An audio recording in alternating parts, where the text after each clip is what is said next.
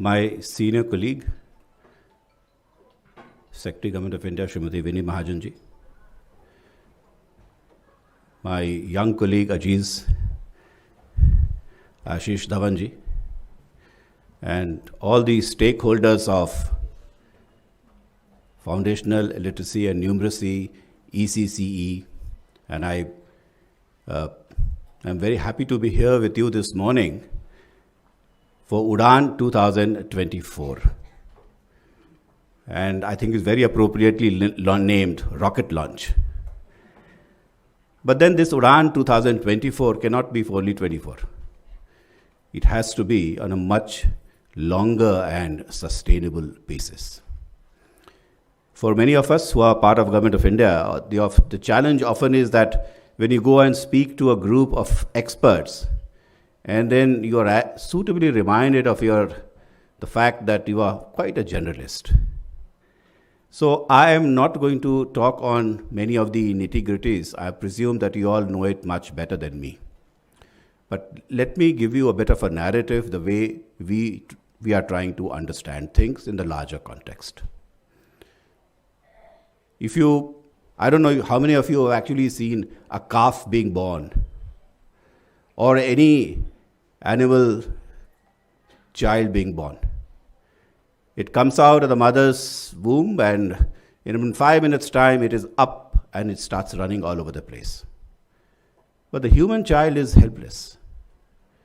The human child is helpless, and it almost takes about a year time before you start walking.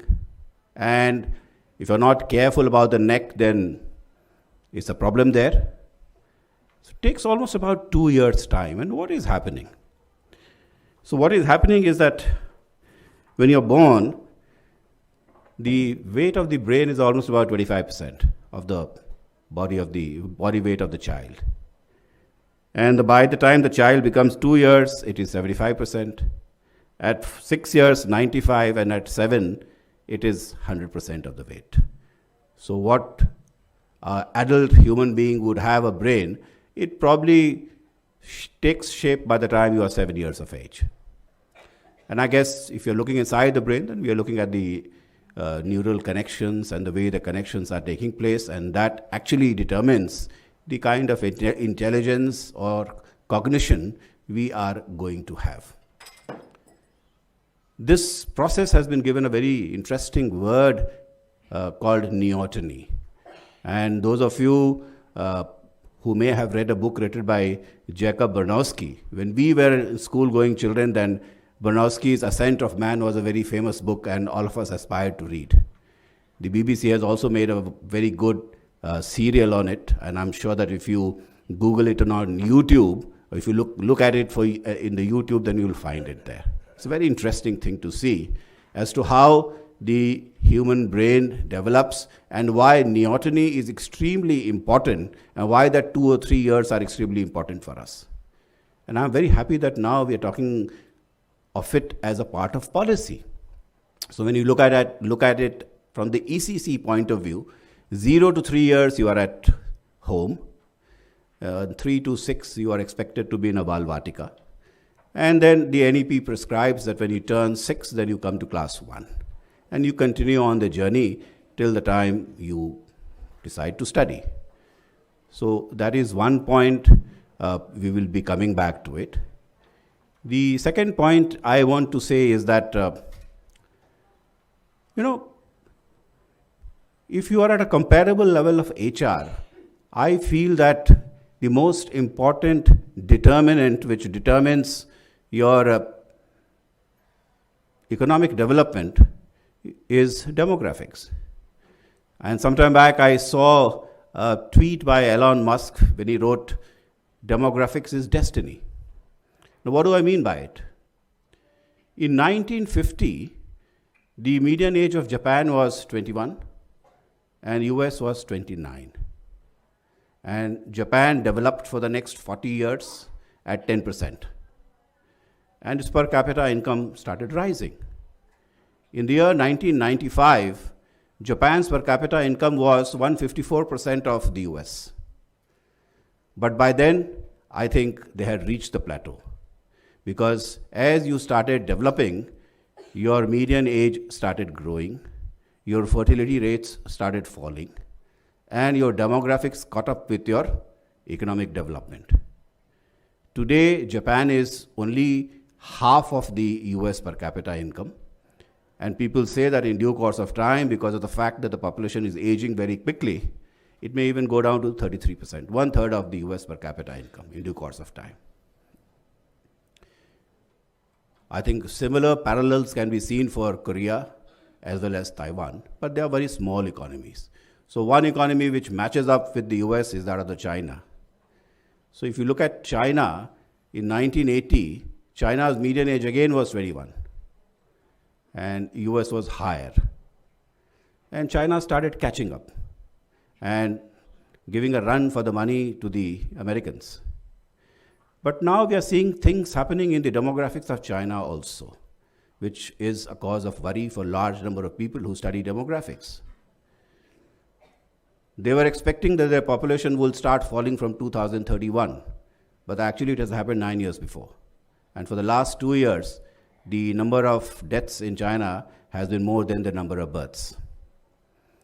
And so, though you were catching up and you have large amount of momentum, you will carry on with it. But the demographics may ensure that things may not happen the way you may have desired. US, to a certain extent, has kept its median age because of many things. The fact that it keeps attracting people from all over the world, and it has groups which have high fertility rate. Their median age of now is about 38. In India, we have a great advantage. We are about 29, and the world's median age is 31. So as of now, we are younger than the world. And I think we have a window of about 15, 20 years ahead of us. So as of now, if you look at the median age, we are 29, world median age is 31, US is 38, China is 42, and the Japanese are 48. So this is the way these things go, but we'll also start growing old, but we have a 15, 20 years of, and the demographics tell us that we may be the only country which may give the US a tough competition for economic development in due course of time. But we need to invest in our people, and we need to ensure that our people get the best education and they also enjoy the best health. And if these two things happen, I think what the Honorable Prime Minister has often been talking about, and he's been sharing his vision of Viksit Bharat at 2047, just might become a lot easier than what we've been trying to do. But then this must happen, and I think we are at the cusp of it. We have a great National Education Policy 2020, which nudges us, which tells us what to do. But as I often say, that we may have the luxury of time. We may have the luxury of many things, but we do not have the luxury of time. And yesterday also, we were in a meeting with the Honorable Prime Minister, and he specifically expressed his anxiety regarding how slow do we do things. And he specifically mentioned the National Education Policy, and he said that though it came out almost about 3.5 years back, at the ground level, it is yet to be felt, it is yet to be talked about and understood in the manner he probably desires, or many of us also who are working in the school education, we desire that it should go in that manner. We need to do things quickly. And if you'd permit me, I will give a personal example of mine. I was a grad student in 1986 in the US, and my roommate was a Chinese engineer who had come from a place from near Chengdu, Sichuan province. So he'd heard about Rajdhani Express. So one day he tells me that, Sanjay, you have trains in India which moves at 120 kilometers per hour. And then he bemoaned the fact that in China nothing moves faster than 40 kilometers per hour.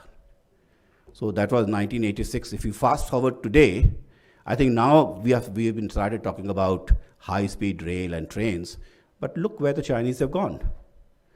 And we need to have a faster way or a more accelerated way of taking decisions. And that is, again, which we need to think at a very collective level. So coming back to the foundational literacy and numeracy,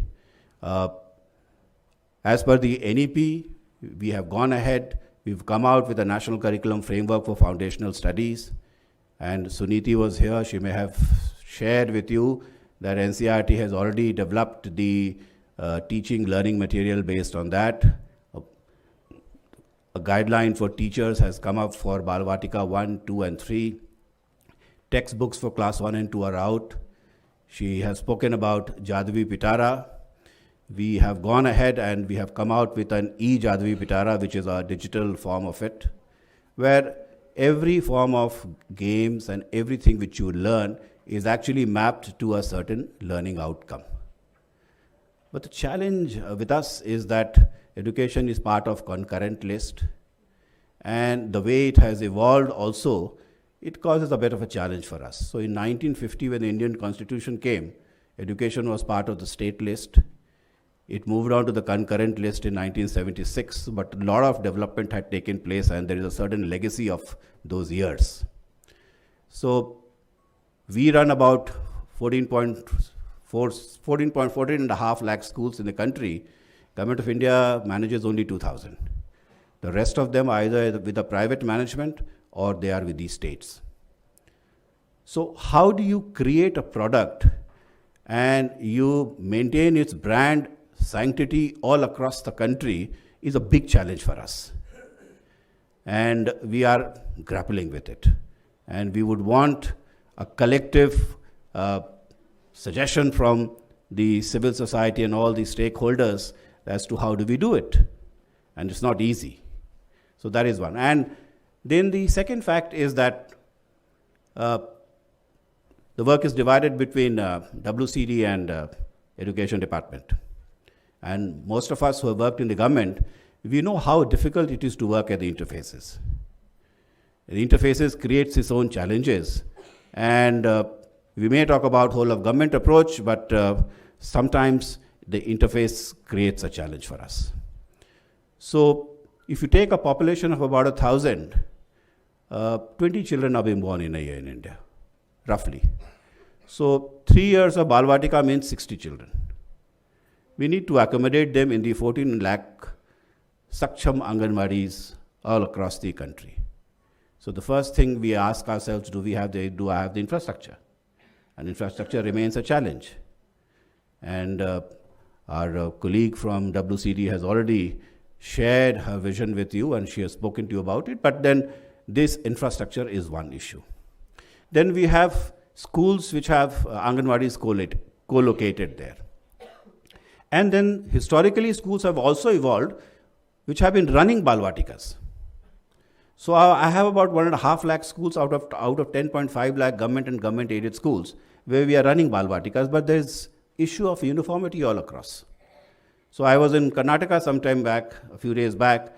They have started doing 2 years of Balvatikas in their schools and in a limited number of schools. So I said, where is the third year? So they said, sir, we'll take a call on that as to when do we start it.